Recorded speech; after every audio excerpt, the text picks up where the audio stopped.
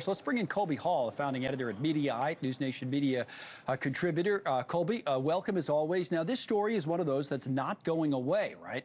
And why? I think, to me, it's exactly what Joe Khalil's reporting on right there. Not because the media is out to get Trump, even though maybe some are in the media. Not because the Democrats are pushing for it, even though many are, but because the Republicans and the MAGA base are the ones that have brought this up. What's your take on it as a media story?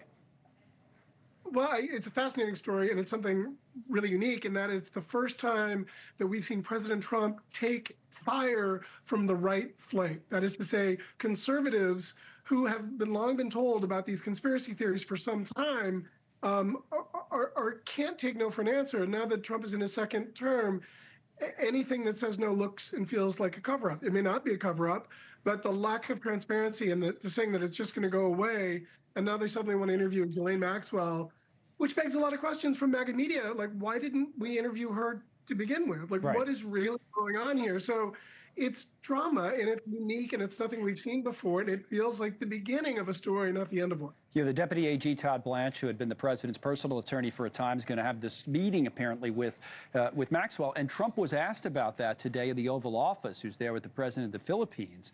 And you could tell he wanted to change the subject right away and ended up doing just that to these attacks on President Obama. Let's play part of that. Here's President Trump. I don't know about it, but I think it's something that sounds appropriate to do. I didn't know that they were going to do it. I don't really follow that too much. It's sort of a witch hunt, just a continuation of the witch hunt. The witch hunt that you should be talking about is they caught President Obama absolutely cold. This is related, Colby, to the 2016 election and what the Director of National Intelligence, Tulsi Gabbard, has been saying. As I said earlier in the show, she hasn't been saying anything, as far as I know, that we didn't already know. For example, that Russia wasn't able to change the votes. Okay, well, nobody said that they were trying or were able to change the votes. They were trying to influence the election, but weren't able to do that. President Obama's office responded. It was rare. He very rarely does this, but one of his spokespeople put out a statement saying, out of respect for the office of the presidency, our office does not normally dignify the constant nonsense and misinformation flowing out of this White House, with a response. But these claims are outrageous enough to merit one. These bizarre allegations are ridiculous. A weak attempt at distraction is what the Obama spokesperson said. What about this, the back and forth now between Trump and Obama? More drama. I respect the writer of that statement from the Obama office because it was done with great pith, great economy of words, and there was a lot in there. First of all, I have to say, I don't know that President Trump really understands the meaning of the word witch hunt, because he openly said, like, when it went from that witch hunt to this other witch hunt, which basically is an admission that this whole sort of Obama is a treasonous that should be brought up on criminal charges, is in fact a witch hunt, isn't real. And I think, Obama and Hillary and James Comey, they should all be really concerned by the level of rhetoric. You don't just throw around treason and traitor, those terms, even if Obama had presidential immunity.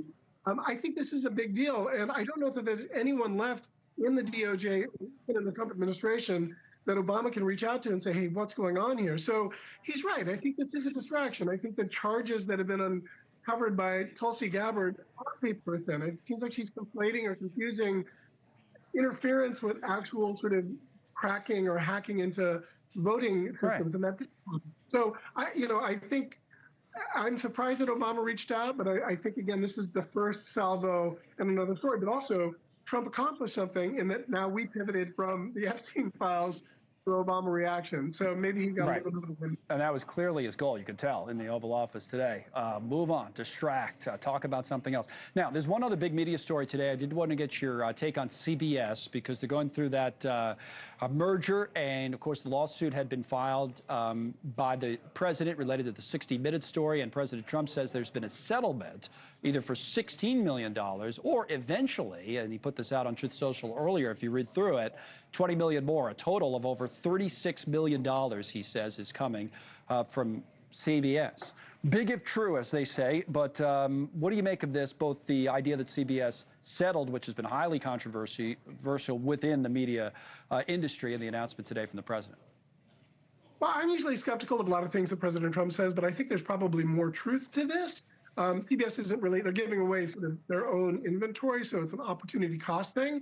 It does little to dispute or put away the idea that corporate media outlets like CBS and ABC and maybe even NBC are basically, bending a knee to the president because he is, trying to create a chilling effect. And in some respects, the pendulum should swing back because there's been so much partisan sort of rancor, anti-Trump rancor in mainstream media. But this is really concerning to anyone who wants a free and fair press that's not afraid to speak truth to power. And Trump basically sort of taking a victory lap and spiking the football, just basically, he can't resist taking a win. Maybe he should, but it doesn't speak highly, if true, of how the corporate overlords are treating the most powerful person in the world. Colby, as always, thank you, sir. Colby Hall on the Media Beat for us. All right. Thank you for watching. Subscribe below and download our NewsNation app right now on your phone, and you will get fact-based, unbiased news for all Americans.